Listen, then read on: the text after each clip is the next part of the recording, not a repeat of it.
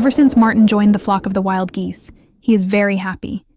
He gets up very early in the morning and wakes everyone else up, so that they can start the journey together. But Neil does complain sometimes about not getting enough sleep. When they fly, they come across different types of birds, the talkative swallow, and some other gray-colored geese like in their group.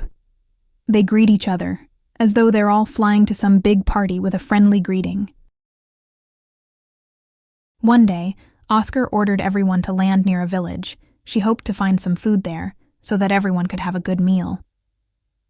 From afar, Neil could see two boys that were catching fish by the pond. They had some cookies and milk by them. Neil gave in to temptation. He didn't care to be polite. He slowly walked towards the food and was about to take the cookies when he carelessly knocked down the milk bottle. The same time, one of the boys had already caught a fish and was walking from the riverbank happily when he saw the milk bottle that was knocked down. When he got closer, he saw a little man dragging a cookie and struggling to walk ahead. He quickly shouted, "Thief! You little strange thief!"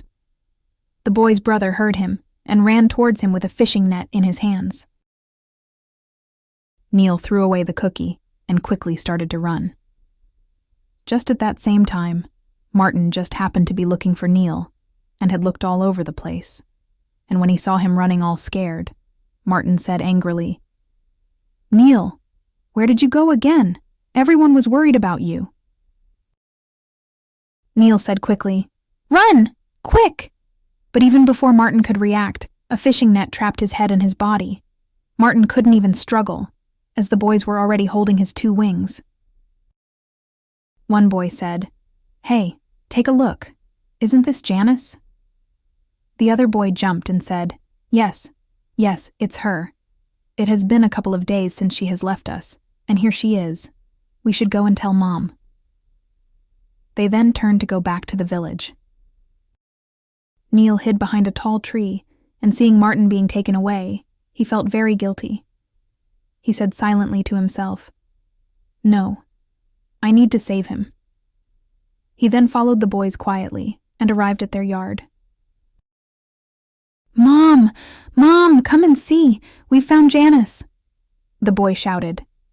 Then a plump lady wearing an apron came out from the house. She looked surprised to see the goose and said, "Such a fat goose! This can't be Janice, this is a male goose. But since Janice is gone, we'll just keep him instead of her." The lady hadn't even finished her words yet, when Martin started struggling and used his mouth to peck the lady's arm. The lady got angry and said, "The goose doesn't deserve a life. Let's just roast him, and we'll have roast goose." She then brought him to the kitchen and tied him up. When Martin knew that he was going to be eaten, he felt hopeless, and that everything was lost. Neil, who was very worried about the fate of his friend, was able to sneak into the kitchen.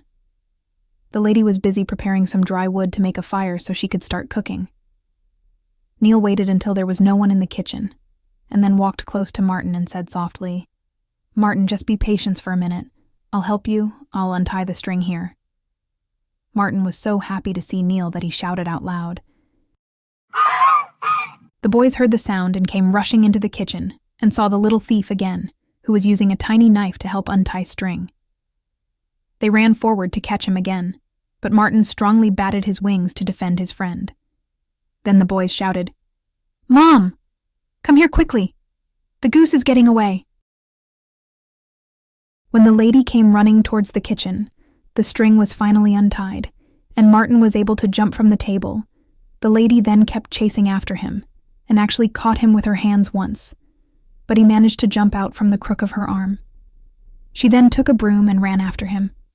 Martin jumped on the table, then again hopped on the aquarium, and then landed up high on the cupboard, breaking many bowls and plates into pieces. The lady was so mad as she used the broom to hit at Martin everywhere that he flew to, but finally she got exhausted. Then Martin stood on a pile of dried wood and stared at the plump lady. The lady, who had a few moments to rest, then used the opportunity to jump quickly at Martin, and she finally caught him again. She was going to tie him up again, but suddenly, She shouted out in pain and dropped Martin on the floor. She then squatted down and held her leg. It turned out that Neil had taken a piece of a broken plate and threw it, hitting her leg. So Martin took this chance and grabbed Neil's collar with his beak and was able to fly away with him. When he was far away enough and knew that they were safe, he landed in a nearby forest. All the drama that just happened made them both tired and exhausted. But when they thought of the mad look on the lady's angered face, they both had to laugh together out loud. Not long after that, they heard some noise and felt like someone was hiding behind the bushes nearby.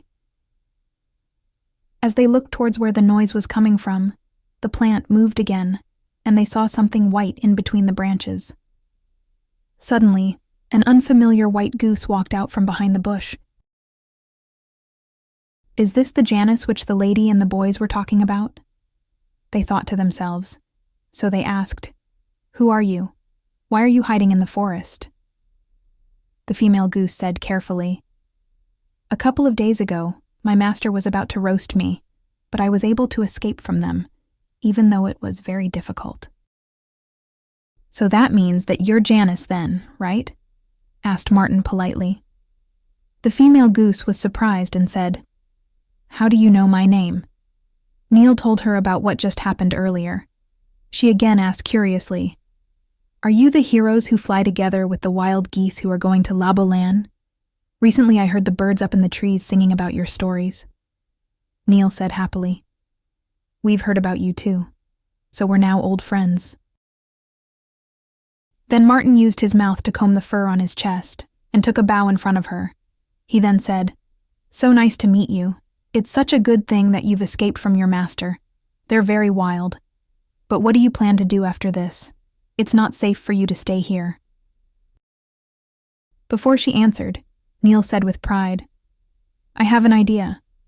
How about if Janice flies with us to Labolan? She'll be in good, safe company." Martin looked excited, but Janice looked worried and said, "I really would like to join you, but I have never flown before." Martin patted his chest and said, "Let me teach you. I'm sure you'll learn it fast." He thought if they could fly soon all together, that they should be able to catch up with Oscar and the others. So they started to teach Janice right away how to fly. Janice turned out to be a good student and followed Martin's formula. Fly higher and faster. Not long after that, she began to fly steadily, just like Martin. Then they all left together to catch up with Oscar and her troop. When Martin saw Oscar's troop from afar, he started to worry if they would accept Janice. But Neil comforted him and said, "Don't worry. Oscar is very just and kind. I'll tell her about the incident and what happened in the village, and she'll definitely accept her." The wild geese saw Martin and Neil coming, flying to catch up with them, and they were happy.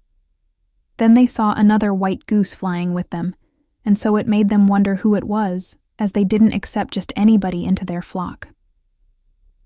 Then Martin and Neil told them the whole story of what happened. After that, they welcomed Janice into their group as one of their own.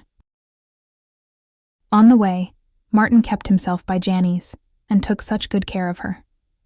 Everyone could see that he was growing very fond of her. All this made the trip to Labolan even more interesting for Neil.